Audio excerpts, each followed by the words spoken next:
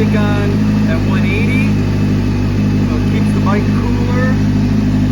We got the evap and air valve deleted. We got our sprint air filter,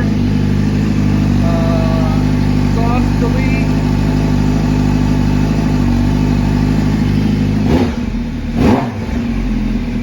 So I did the standard, the stock cam for now, and wire tied the exhaust valve open, and then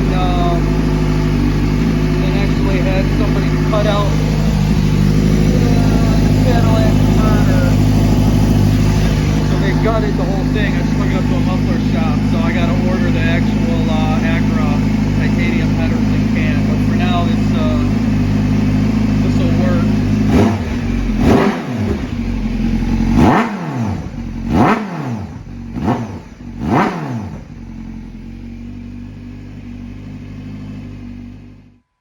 A lot of people have questions, I guess, about the screen. So everything is left, and it actually it'll show you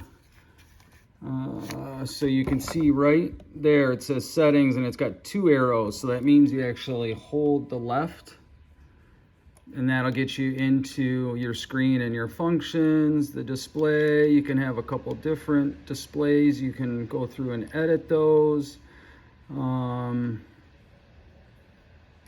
So you can go through and change all the riding modes and actually have them set. So when you're riding, all you got to do is click the mode button, and then you can scroll through mode 1, 2, and 3. While you're riding in gear, you just got to actually let off of the throttle. So once you change a mode, you let off the throttle, and then it'll actually set it to that map. So it's pretty cool. You can adjust the traction control, engine braking, wheelie control. You can adjust it all on the fly. You just got to close the throttle to actually make the settings stick. So you don't got to pull over and put it in neutral or shut the bike off. Yeah, display. So you can do the brightness, the background, function. You can set up your adjustable suspension. Again, you've got different settings for the automatic, track, sport, and rain. And then you can scroll over and add or take out rebound, compression, front and rear, whatnot. And again, you see the 2 little arrows. Whenever you see that, you just hold the left, and that'll back you out of whatever menu you're in and go back to the main menu. So quick shifter, you can set it hard, soft. Yeah, suspension manual mode, steering damper, ABS. ABS, you can't shut it off. All you got is track or sport. So I actually bypassed that. I'm going to include that in this video. Yeah, so and that's pretty much it. So hold it over to the left, and then it'll get you back to there. You can scroll across the bottom with different things. And then when you're actually, if you look here, you see it's got arrows up and down. So you can actually hold the up,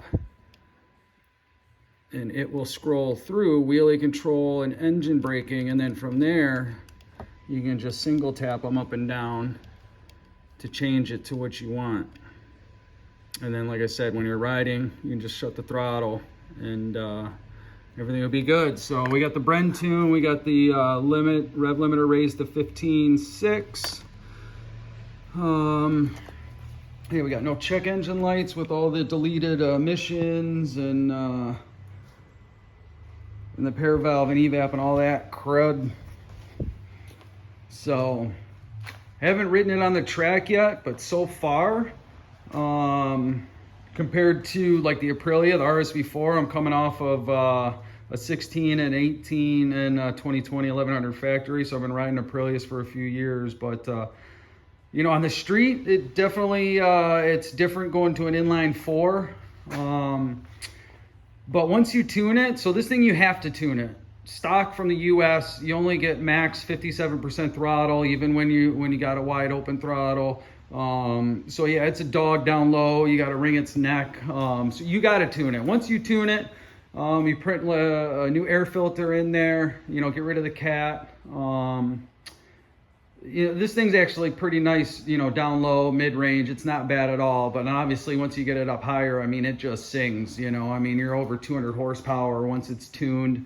This is probably one of, yeah, the faster leader bikes on the market right now. So handling, from the other reviews I've seen, the front end feel is amazing. I guess you can just put this thing wherever you want. You know, stuff it into corners, and I guess the front end, you know, feels amazing. So can't wait to check that out. The foot pegs are definitely high stock. I know that's a lot of complaints. There was actually world Superbike racers that complained the foot pegs were too high, OEM. So I did do GP shift, and it's nice on this, and I think the R1's almost the same. So standard shift is screwed into there. They give you a little hole on the back side of the shifter, but it's not threaded. So you got to get like an M6, I think by like 1.0 pitch thread or 1.25, I don't remember exactly, but all you got to do is thread out the hole and then move it over, and now you're GP shift. You don't have to change anything on the dash, any settings or anything like that. You do need to change tunes as well when you do different gearing, sprocket changes, and tire sizes. So that's another reason you have to get this thing tuned. But 1643 I think isn't bad for the US. I know the Euro markets get a 1640, which I guess is geared really long, like their max speed is like 210 miles an hour. So our US spec isn't that bad at 1643, but I actually went up to 1645, and you know, so we'll see how that ends up working out. All in all, happy with it. Like I said, on the street so far. We got our first track weekend this weekend at Barber in Alabama, so then we'll really get a feel for it. Okay, so we got the Brentune on there. We did the Sprint P08 filter. We left the stacks alone. I know you should run the Turn 13, but I actually returned them because they're not stock 1000 legal for racing.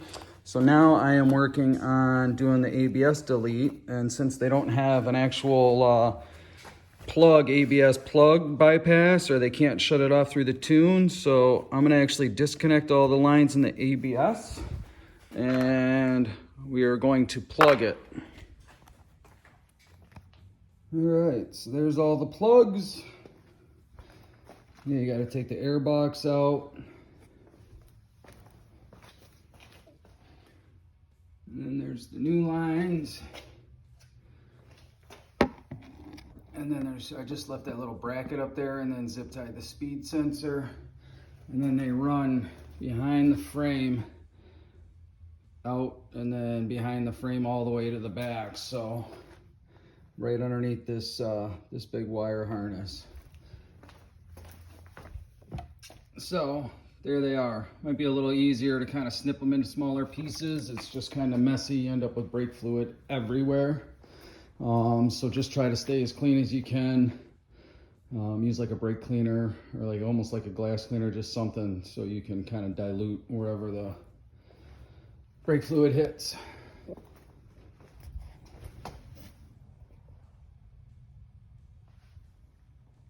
All right, all put back together.